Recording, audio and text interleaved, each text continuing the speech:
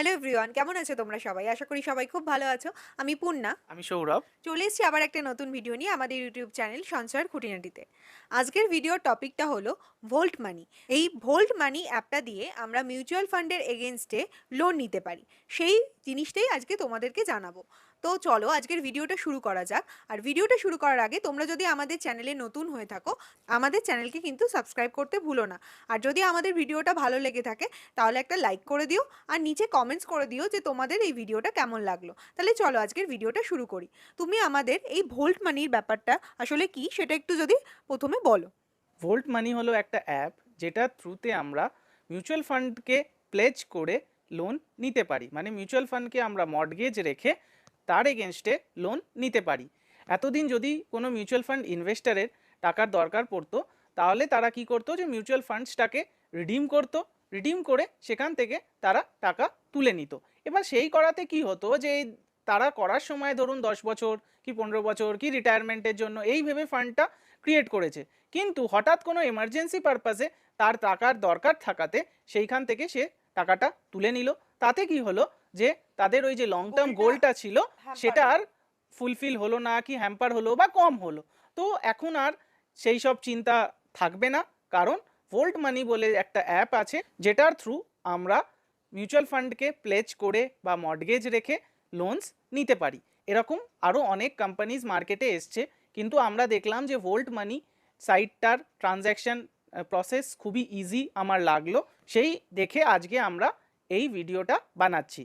একটা কথা বলে রাখি, এই ভিডিওটা কিন্তু ভোল্ট মানির তরফ থেকে স্পন্সার্ড নয়। রিসেন্ট আমার কাছে একটা কোয়ারি এসেছিল আমার একটা মিউচুয়াল ফান্ড ইনভেস্টারের, তার টাকার কিছু রিকোয়ারমেন্ট ছিল। তো সে ব্যাংকে গেছিল মিউচুয়াল ফান্ডকে প্লেজ রেখে কি লোন কিছু পাওয়া যায় নাকি সেটা জানতে। তখন সে ফার্স্ট এসবিআইতে অ্যাপ্রোচ করেছিল। তো এসবিআইতে যখন সে অ্যাপ্রোচ করলো, তো এসবিআই বলল যে ওদের কিছু অ্যাপ্রুভড স্কিমস আছে, সেই সবে যদি ইনভেস্টমেন্ট থাকে তার তবেই এসবিআই তাকে লোন দিতে পারবে। তখন সে আমাকে রিচ আউট করলো যে কিভাবে তারা টাকা নিতে পারে রিডিম না করে। তখন আমি একটুখানি সার্চ করে দেখলাম যে ভোল্ট মানি বলে একটা সাইট আছে যেখানে থ্রু আমরা লোনটা ইজিলি অ্যাভেল করতে পারবো। তো সেইটা দেখে আমি নিজেই ভাবলাম যে ইনভেস্টরদের সার্ভিস দেওয়ার আগে আমি নিজে দেখে নিই যে অ্যাপটা কিভাবে কাজ করে, কতক্ষণ এর টাইম লাগছে লোন নিতে, কি তার প্রসেসটা কতটা ইজি কি টাফ। তো সেই হিসাবে আমি এইটাকে নিজে এক্সপিরিয়েন্স করেছি অ্যাপটাকে। উইদিন 15 মিনিটস আমার কেওয়াইসি, লোন স্যাংশন সব কিছু হয়ে গেছে। আর ইভেন 2 থেকে 3 ঘন্টার মধ্যে আমার ব্যাঙ্ক অ্যাকাউন্টে আমার লোনের ডিসবার্সালও হয়ে গেছে। তো চলো প্রথমে আমরা এই ভোল্ট মানির সাইটে চলে যাই। গুগলে গিয়ে লিখবে voltmoney.in। তো এই সাইটটা খুলবে। এখানে দেখো ফার্স্টেই লেখা আছে get instant loans against mutual funds disbursal in just 4 hours, check eligibility in 15 seconds. এই চেক এলিজিবিলিটি ইন 15 সেকেন্ডসে ক্লিক করলেই দেখবে কি লিখছে, get loan against mutual funds free eligibility check in 15 seconds. এখানে কি চাইছে, এন্টার মোবাইল নাম্বার আর এন্টার প্যান। তো এখানে আমাকে মোবাইল নাম্বারটা দিতে হবে। এবার কোয়েশ্চেন হচ্ছে কোন মোবাইল নাম্বারটা। ওই মোবাইল নাম্বারটা দিতে হবে যেই মোবাইল নাম্বারটা আমাদের মিউচুয়াল ফান্ড ইনভেস্টমেন্টসে দেওয়া আছে। এবার প্যান, আমার প্যান দিতে হবে। ওই দুটো দেওয়ার পরেই এখানে চেক এলিজিবিলিটি ফর ফ্রিটা হাইলাইট হয়ে যাবে। যখন আমি চেক এলিজিবিলিটি ফর ফ্রিতে ক্লিক করব তখন আমার কাছে এমএফ সেন্ট্রাল থেকে একটা ওটিপি আসবে। ওই ওটিপিটা আমি যখন দেব তখন আমার কত ইনভেস্টমেন্টস আছে, কোন ফান্ডে আছে সব ওখানে দেখিয়ে দেবে, আর কত আমার এলিজিবিলিটি আছে লোনের সেটাও এখানে দেখিয়ে দেবে। তো সেখানে প্রথমে আমরা চেক করে নেব যে আমাদের কতটা এলিজিবিলিটি আছে। এরপরে নিচে দেখো ভোল্ট মানির কে কে পার্টনার আছে। এরা বলছে our partners Bajaj Finserv, Tata Capital, CAMS, K Fintech, NSDL, DigiLocker. এই সব যে কোম্পানিজ আছে তারা কোনো না কোনোভাবে এদের সাথে যুক্ত। কিভাবে, বাজাজ ফিনসার্ভ, আমি যখন লোনের অ্যাপ্রুভালটা নিয়েছিলাম আমার লোনটা অ্যাপ্রুভ হয়েছিল বাজাজ ফিনসার্ভ থেকে। টাটা ক্যাপিটাল এটাও একটা লেন্ডিং পার্টনার ওদের। এরপরে হচ্ছে ক্যামস, ক্যামস আর কে ফিনটেক, এটা দুটো হচ্ছে খুবই এসেনশিয়াল দুটো পার্টনার, কারণ এরাই হচ্ছে রেজিস্ট্রার পুরো মিউচুয়াল ফান্ড ইন্ডাস্ট্রির। তো এরা যদি পার্টনার না থাকে তাহলে ক্যামস আর কে ফিনটেক থেকে যে ডেটা আছে সেটা এদের কাছে আসবেই না। থার্ড পার্টনার এনএসডিএল, তো আমাদের যে কেওয়াইসি বগেরাগুলো হয় সেগুলো এনএসডিএল থ্রুতে অনেক টাইমে প্রসেস হয়, তো এই জন্য এনএসডিএল। আর ডিজি লকার, আমাদের যে প্যান আধার যে ডিটেলসগুলো দিতে হয় সেগুলো ডিজি লকার থ্রু এরা প্রসেস করে যাতে কি ডেটা সিকিওর হয়। আরেকটু নিচে আসো, এখানে দেখবে ইন্টারেস্ট রেটস বিটুইন 9% to 11%, মানে 9 থেকে 11%-এর রেঞ্জে ইন্টারেস্ট লাগবে। এখানে সেকেন্ড পয়েন্টে কি বলছে, উইথড্র ফ্লেক্সিবলি, মানে withdraw as per your need and pay only as per usage, no hidden charges, মানে যতটা তোমার দরকার ততটাই তুমি উইথড্র করো আর তার ওপরই তুমি ইন্টারেস্ট পে করবে। এবার হচ্ছে রিপে ইজিলি, কি বলেছে, repay your loan against mutual funds at your convenience with monthly interest only payments, মানে লোনটা যখন ডিসবার্স হবে তারপরে প্রতি মান্থের শেষে নেক্সট মান্থের 7 তারিখে শুধু ইন্টারেস্টের জন্য ওদের কাছ থেকে তোমার ডিমান্ড আসবে, সেটা তোমাকে কিন্তু পে করতে হবে। তারপরে তোমার কাছে যদি সারপ্লাস ফান্ডস থাকে তুমি প্রিন্সিপাল পে করো, আর না হলে আবার পরে পে করো, কিন্তু ইন্টারেস্টটা প্রতি মাসে কিন্তু এদের দিতেই হবে। সিকিউর অ্যান্ড পেপারলেস, এই প্রসেসটা কমপ্লিটলি পেপারলেস, এখানে কোনো ফিজিক্যাল ডকুমেন্ট বা সাইন করা কিছু করতে লাগে না। আর একটু নিচে আসো, এখানে কি বলছে যে 100% eligibility even for low CIBIL score, মানে এটা এই লোন এগেনস্ট মিউচুয়াল ফান্ডের জন্য কোনো সিভিল স্কোরের দরকার পড়ে না। এখানে দেখো লেখা আছে no minimum credit score requirement or CIBIL score, no restriction on employment status or profession, যে কোনো এমপ্লয়মেন্টের যে কোনো প্রফেশনালের লোক এটা নিতে পারে। No minimum income requirement or bank statement, কোনো ইনকাম রিকোয়ারমেন্ট ব্যাঙ্ক স্টেটমেন্ট এইসব দেখানোর কোনো দরকার নেই। এবার এর প্রসেসটা আমি একটুখানি তোমাদের বলে দিই যে কীভাবে হবে।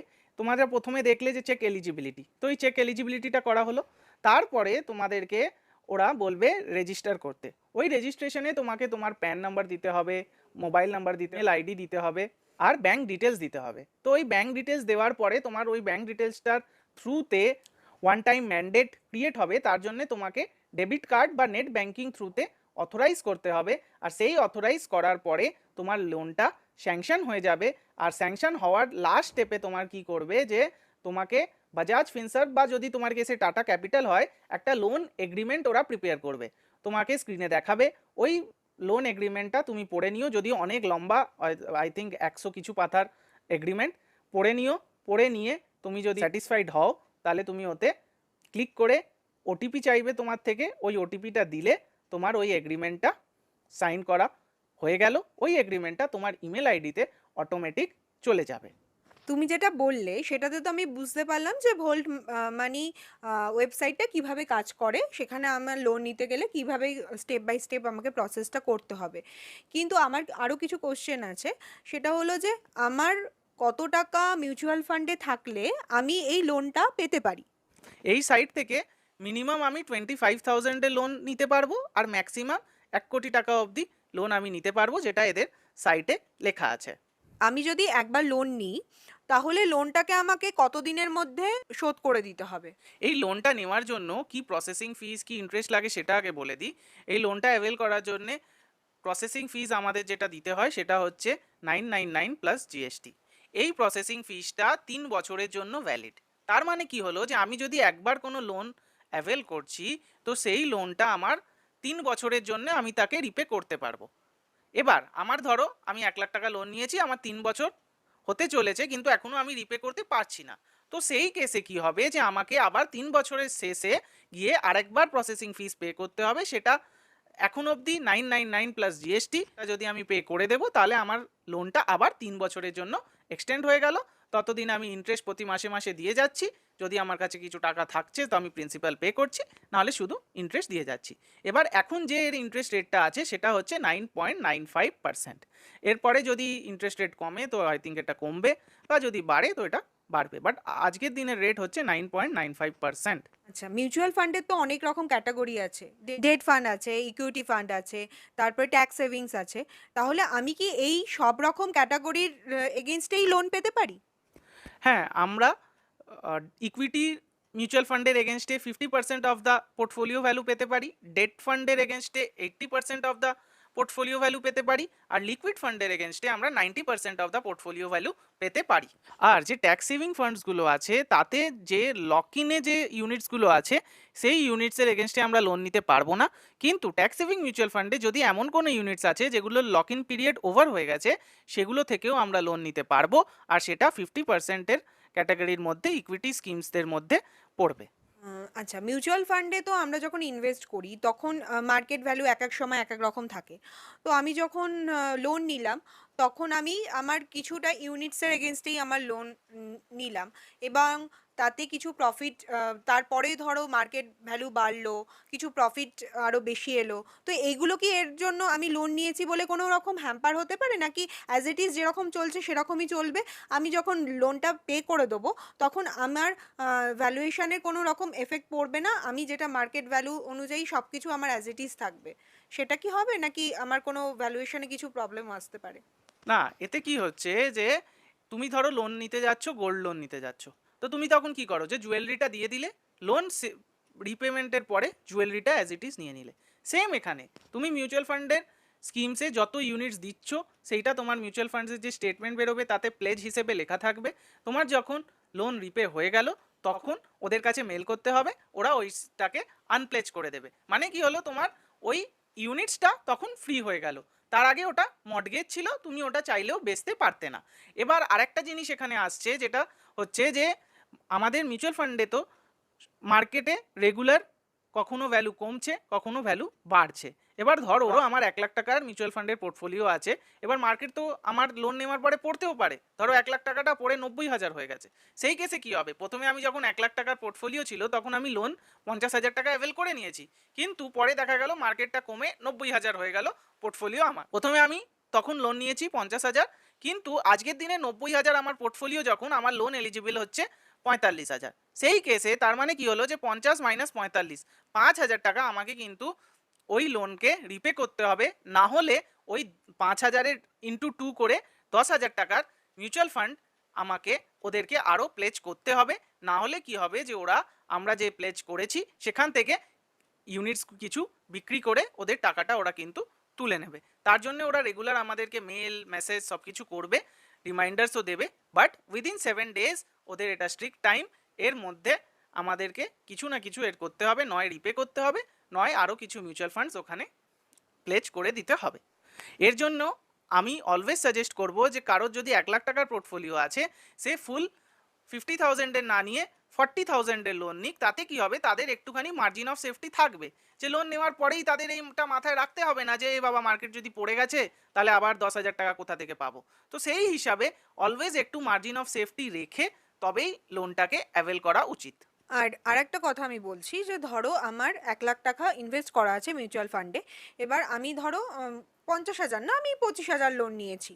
এবার লোনটা 25,000-এর নিয়েছি, কিন্তু আবার আমার আরও কিছু টাকা পরে ভবিষ্যতে দরকার হলো। তো আমি সেই টাকা থেকে কি আমি তখন লোন নিয়েছি বলে আমি কি আর রিডেমশন মারতে পারবো না, নাকি আমার রিডেমশন মারার কোনো বাদবাকি ইউনিট থেকে কোনো প্রবলেম আসবে না? যেই ইউনিটসগুলো মর্টগেজ রাখা নেই সেই ইউনিটসগুলো ফ্রি, সেই ইউনিটসগুলো আমরা যে কোনো সময় বেচতে পারবো, কিন্তু যেই ইউনিটসগুলো আমরা মর্টগেজ রেখেছি ওখানে, সেই ইউনিটসগুলো থেকে আমি একটাও বেচতে পারবো না।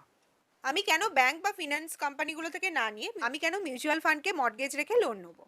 আমি যা স্টাডি করেছি ভোল্ট মানি এই সাইটটা, তাতে একটা খুব বড় ফেসিলিটি যেটা যেটা আমরা ইভেন ব্যাংকে গেলেও পাবো না, সেটা হচ্ছে যে ধরো আমার অনেকগুলো মিউচুয়াল ফান্ড হাউসে ইনভেস্টমেন্ট আছে, যেমন ধরো নিপন, আদিত্য বিড়লা, কোয়ান্ট, তারপরে অ্যাক্সিস, আইসিআইসিআই, এসবিআই, এইচডিএফসি, সব রকম মিউচুয়াল ফান্ড এএমসিজে আমার ইনভেস্টমেন্ট আছে।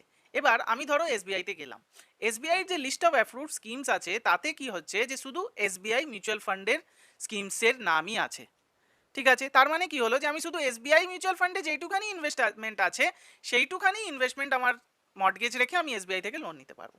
সিমিলারলি ধরো আমি আইসিআইসিআই ব্যাংকে গেলাম, ওদেরও যে স্কিমসগুলো অ্যাপ্রুভড আছে তাতে ম্যাক্সিমাম আইসিআইসিআই মিউচুয়াল ফান্ডের স্কিমস, আর এইচডিএফসিতেও সেম এইচডিএফসি মিউচুয়াল ফান্ডের স্কিমস। এবার একটা বড় বেনিফিট যেটা এই সাইট থেকে নেওয়ার, সেটা হচ্ছে এদের যে লিস্ট অফ অ্যাপ্রুভড স্কিমস আছে সেটা অনেক ভাস্ট। অ্যাক্সিসেরও আছে, নিপনেরও আছে, বিড়লারও আছে, কোয়ান্টেরও আছে, যত যে মিউচুয়াল ফান্ড হাউসেসরা আছে তাদের ম্যাক্সিমামের স্কিমগুলোই এদের অ্যাপ্রুভড আছে। তার মানে আমরা অ্যাপ্রক্স 90% অফ দ্য ফান্ড হাউসেসের এই স্কিমগুলোকে এখানে রেখে লোন নিতে পারবো। এবার সেকেন্ড হচ্ছে যে আমরা যদি কোনো লোন নিতে যাই কোথাও, ধরো পার্সোনাল লোন নিতে গেলাম, তো পার্সোনাল লোনের রেট অফ ইন্টারেস্টটা কোনো কোনো ব্যাংকে 13, কোনোটায় 14, আমি যদি ক্রেডিট কার্ডকে থেকে লোন নিই তাহলে আমার 16, 17, 18%ও চলে যায়, কিন্তু এতে কত 9.95%, তাছাড়া আর কিছু না। প্লাস আমাদের যে প্রসেসিং ফিসটা পড়ছে সেটা 1 কোটি টাকার জন্যেও 999 প্লাস জিএসটি, আর আমি কম নিলেও সেইটা। কিন্তু আমি যদি কম বেশি টাকা নিচ্ছি তাহলে আমি যদি ব্যাংকের থ্রুতে নিই আমার কিন্তু প্রসেসিং ফিসটা বেশি পড়বে, এত কম পড়বে না।